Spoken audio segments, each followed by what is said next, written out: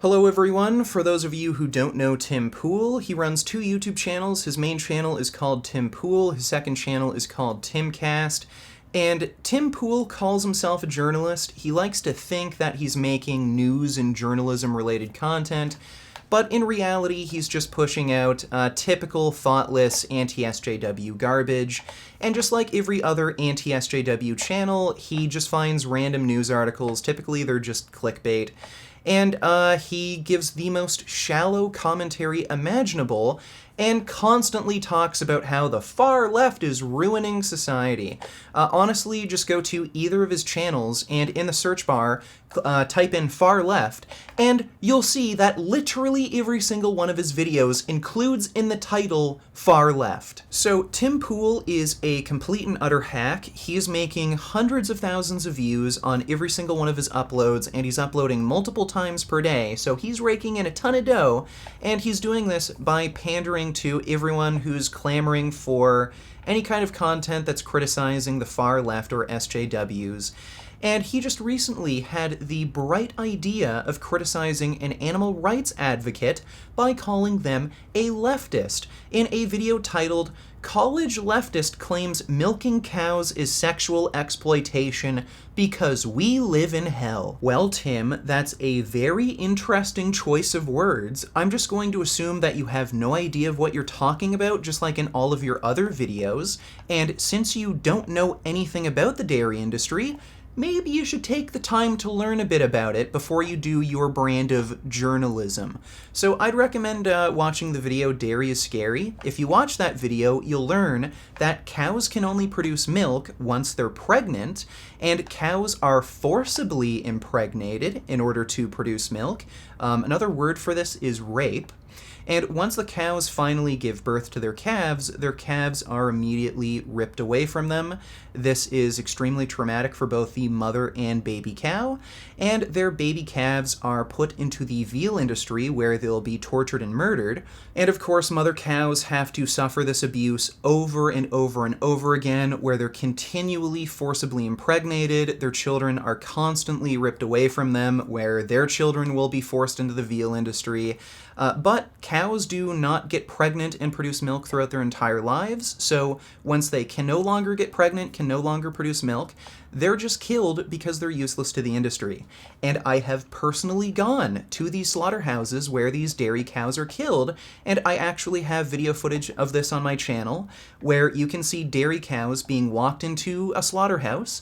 They have their throats slit open while they're fully conscious, and I also have video footage of the aftermath of this, where after the whole slaughter and rendering process is done, you can see their heads and other organs being dumped onto waste trucks. So Tim, if you had to describe this whole situation that's happening in the dairy industry in only one word, you're only allowed to use one word, what word would that be? I can think of a four-letter word that's pretty suitable: hell. Now, these animals aren't being tortured for all of eternity, so maybe hell isn't the most accurate description. I think Holocaust might fit a little better. So, in any case, for you to claim that you're living in hell and truly suffering because animal rights activists are pointing out that it's wrong to abuse and murder these animals just so that you can have milk and cookies, it just proves that you're a disingenuous asshole who shouldn't call himself a journalist. I don't know if we are living in a simulation, but whatever this universe is, I must say, if there is a divine creator or some all-powerful entity, they have a great sense of humor. Because at least it's not boring, right? Now, we can all be stressed about the regressive left and censorship and cancel culture, but I gotta say, every so often you get one of these gems from campus reform. New York University promotes paper comparing cow insemination to rape and milking cows to sexual abuse. Okay, so a few things to point out here. First of all, Tim Pool dishonestly introduced this topic by poisoning the well, accusing the person who wrote this paper of being a leftist. Well, you don't know the person who wrote this paper, you've never met them, never talked to them, you don't know about their political ideologies, and I could bet my life you didn't even bother to read their paper. So why are you accusing this person of being a leftist when you don't know them, and you didn't even bother to read their paper. The only information that you know is that they believe that the abuse that cows are going through in the dairy industry is equivalent to sexual abuse, and they've also pointed out the hypocrisy of feminism, where they claim to care about women and sexual abuse, but they don't care about females of other species. You don't have to be a leftist, you don't have to be a feminist to make these observations. So basically, the start of your video was you saying, hey guys, this person's a leftist, so you know everything they're going to say is complete nonsense. World-class journalism there, Tim. And secondly, Tim, what is so absurd about believing that dairy cows are in fact being sexually abused and exploited?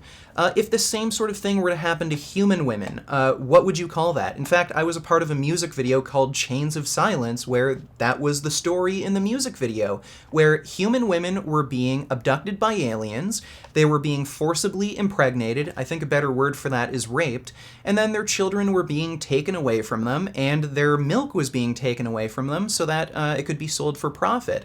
That's the exact same thing we're doing to cows. So in the human context, what would you call that? I'd call it sexual abuse and exploitation.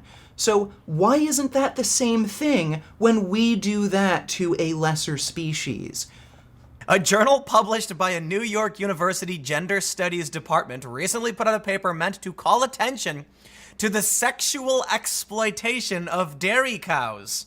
The author argues that in order to be a true advocate for feminism, one must consider the commodification of a dairy cow's reproductive rights. Is this a hoax?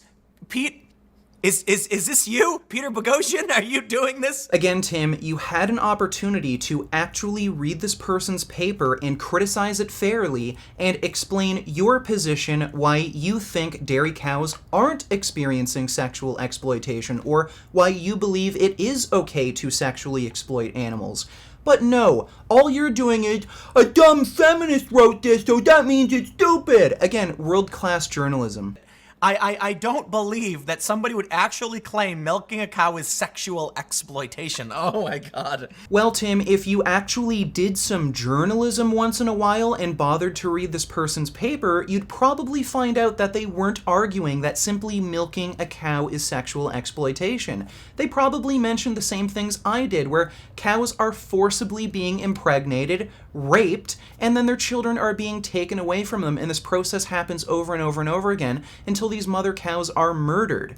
So, again, you are dishonestly introducing the topic, you're not actually criticizing this person's work, you're just claiming, stupid feminism is stupid! Let's get to the meat and potatoes here. Titled, Readying the Rape Rack, Feminism and the Exploitation of Non-Human Reproductive Systems. The paper was published Friday in a journal called Dissenting Voices, which is published and edited by the Women's and Gender Studies program at the College at Brockport State University of New York. So I'm not sure if Tim Pool is aware of this, but the device that they use to forcibly impregnate cows in the dairy industry is called a rape rack. So farmers are just blatantly admitting to, in fact, sexually abusing and exploiting these animals because they just flat out admit it. They say they're using a rape rack to rape these animals. So how can you claim that these animals aren't being sexually abused and exploited, and your only argument against this case so far is, oh, a feminist leftist wrote this paper?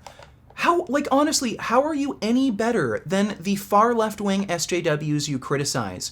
You'll complain about the far left calling Trump a racist for wanting tighter immigration control, but when people make these perfectly reasonable arguments about animal rights, you call them leftists and feminists. How is that any different than somebody calling Trump a racist for wanting tighter immigration control? Again, Tim, you're not a journalist. You're a hack. First of all, animal husbandry is like one of the first things you develop in the game of civilization. Like farming and domestication of animals. It is the domestication of beasts of burden and other animals that have helped humans progress to the point they are today. So Tim Pool is using an informal logical fallacy called an appeal to tradition. So Tim is saying that because traditionally humans have used animals to cultivate the land, produce food, and to build civilization. Therefore, it's okay to use, abuse, and kill them in the same way today. Well, okay, I could apply that same principle to slavery, because humans have traditionally practiced slavery hundreds and even thousands of years ago to, help do work, to build civilization. Therefore, it's okay to practice slavery today. So you can very easily see why this appeal to tradition fallacy is complete nonsense. The fact is, we don't need animal agriculture today. We don't need to keep abusing and killing these animals. And in fact, if you read the latest UN climate report, they're actually recommending vegan diets to help reduce our carbon footprint and to improve food security. So, Tim, you are, again, not a journalist. You are a complete hack. What do they propose? Like, do they want a world where humans, like, imagine this, a bunch of, like, proto-humans are sitting around, and they're, like, hungry, and one of them goes, hey, what if we take that animal and drink its milk, because that way we won't starve? And then the other, nomadic, proto-human goes, hey, whoa. We're not going to sexually exploit another animal. So Tim Pool is continuing to use this appeal to tradition fallacy, and he's using it in the most ridiculous way imaginable. Basically, he's saying because monkeys did it, therefore it's okay for us to do it. And you're actually criticizing the woman who wrote this paper, calling her an idiot because she's a feminist? I don't think she's stupid enough to have written in her paper, monkeys did it, so it's okay for us to do it, huh, Tim? Man, veganism, I'm sorry, vegans, like, by all means, if you're a vegan, like, you do your thing. I got no beef, live and let live. But veganism can really only exist in a society that can supplement all of those things you need. So again, several things to point out here. First of all, Tim, you happen to live in one of these countries where you have access to all the things you need to be successful as a vegan. So what's your excuse for needlessly causing the suffering and death of animals? Secondly, Tim, when you take a look at research comparing the micronutrient status of omnivores versus vegans, omnivores don't really fare much better than vegans when it comes to preventing nutritional deficiencies. So the diet groups do trade blows. There are certain nutrients where vegans tend to have higher rates of deficiencies in, like zinc, but omnivores tend to have much higher rates of deficiencies in folate. And there are other nutrients like iodine where deficiency is very common across all diet groups. So Tim, vitamin and mineral deficiencies are extremely common across all countries, all diet groups, all cultures. So to claim that a vegan diet is unique in this regard, where it's the only diet group where they need to take supplements, it's complete and just completely ridiculous. Every diet group in every country and every culture can benefit from, one, having an appropriately planned diet, and two, using targeted supplementation, because it's often not possible to get all the nutrition you need just from your diet. So, ridiculous argument, and combine this with the fact that vegans tend to be much healthier. They tend to have much lower rates of heart disease, diabetes, and certain forms of cancer. So what's your excuse, Tim? You literally just admitted that it is perfectly possible for you to be vegan. So what is your excuse to needlessly abuse and kill these animals? According to the publication, the dairy industry is a host for sex-based discrimination and a site where sexual assault and objectification based on biological makeup are highly prevalent, but ignored as we choose to neglect non-humans with whom we share a planet. Listen, humans eat other animals, and other animals eat other animals. Snakes eat eggs, or I don't know what snakes eat mice and stuff, and chickens eat mice too. You ever see this? There's like a viral video where there's like a cat looking at a mouse, like about to swat it, and then a chicken jumps out and grabs the mouse and just beats it to death on a rock. And that's like the craziest thing. People don't realize chickens are carnivores, man. Okay, so now Tim Pool has resorted to using another informal logical fallacy called an appeal to nature. He's suggesting that because it's natural for animals to kill each other, therefore it is morally acceptable. Okay, well, I could say that it's natural for humans to kill other humans. This has happened all throughout history, right? I could say it's natural to commit rape. I'm sure plenty of people have come into this world due to rape. This happens all throughout the animal kingdom. It's happened all throughout human history. So therefore, it's natural, and therefore, it's okay to do, right? Murder and rape are natural, therefore they're okay. Like, Tim, do you have any arguments that make sense, that are logically valid? Like, if you're going to criticize this woman for, like, being stupid because she's a feminist, maybe you want to make sense when you talk, huh? It's been a while, so I could be wrong. I could be, misremembering, but I remember talking to a guy. He said one of the things is the milking stations are automatic. The cows choose to go in there because otherwise they get full of milk and it's uncomfortable. And he's like, so the cows, when they're good and ready, they go in and it milks them and they come out, happy as, can be.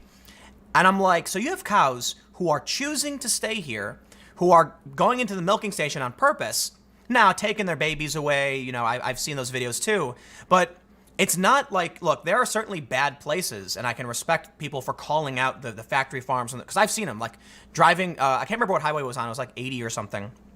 You could see it smells bad, it's like mud, and the cows there not happy, but California was very different. So I think, one of the problems with stories like this is how just completely absurd. Like, these people have no idea what goes on in a farm. No, Tim, you're the one who doesn't understand what goes on in these farms, and you also don't seem to understand what an actual argument is, since you seem to like to rely on logical fallacies throughout this entire video. The fact is, even if you think these cows are being treated well when they're dairy cows, how did they get there in the first place? They got there through rape, through sexual abuse and exploitation, and these dairy cows, they are being raped, their children are being taken away from them, even if they choose to stay willingly, even if they go into these milking stations willingly. The only reason they're doing that is because they were brought into this world through rape. They only exist to be exploited, so they're going to be raped, have their children taken away from them again and again and again, and when they're no longer useful to the industry, when they can no longer produce milk, guess what? They have their throats slit open. So what is your justification for this? I'm going to assume you'll say it's natural and monkeys would do it. So, Tim, if you think you're so much smarter than all these vegans, if you think vegans are all crazy leftist feminists, then how about you debate me? We can debate veganism in general. We can debate the ethical principles of veganism. We can debate whether or not veganism is practical for most people. We can debate the health impacts, the environmental impacts of veganism. We can debate all of that if you think you're so smart, if you think you know so much about veganism and agriculture. I'd love to publicly embarrass you and prove to everyone that you are a hack and a moron and you have no idea of what you're talking about. So if you'd be interested in debating me, you can message me through my business email, businessvegangains@gmail.com. I'd love to have you on the channel. I can set aside time whenever you're free. And if you like this video, maybe consider supporting me on Patreon or through my website. I have some funding perks you may find interesting. If you're looking for clothing, then check out the Vegan Gains store. If you're looking for online coaching, then check out Quality Gains. You can get 10% off of his customized online coaching programs by using the discount code VG10. And as always, keep making those vegan gains.